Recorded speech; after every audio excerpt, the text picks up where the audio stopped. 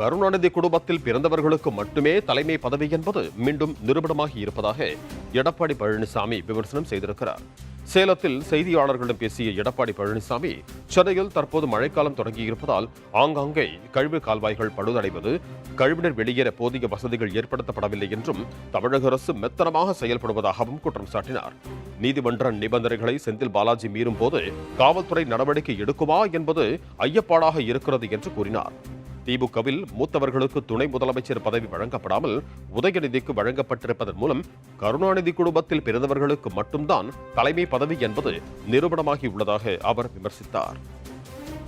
மழைநீர் கால்வாய் அமைக்கின்ற பணி மிக மிக மெத்தனமாக செயல்பட்டுக் கொண்டிருக்கிறது. துறையினுடைய அமைச்சர், சென்னை மேயர், முதலமைச்சர் எல்லாம் செய்தியாளர்களிடத்தில் பேசுகின்ற பொழுது மழைநீர் வடிகால் பணி சுமார் 90% பணியில் நிறைவு பெற்றதாக சொன்னார்கள். இன்று வரை அந்த பணி நிறைவு பெறவில்லை. இன்னும் ஒரு மாதத்திற்கு பின்பு வடகிழக்கு பருவமழை துவங்க இருக்கின்றன.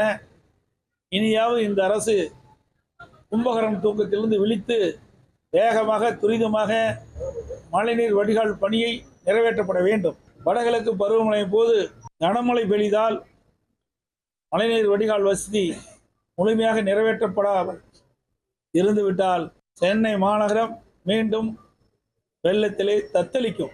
மக்கள் கடுமையாக பாதிக்கப்பட்டு விடுவார்கள்.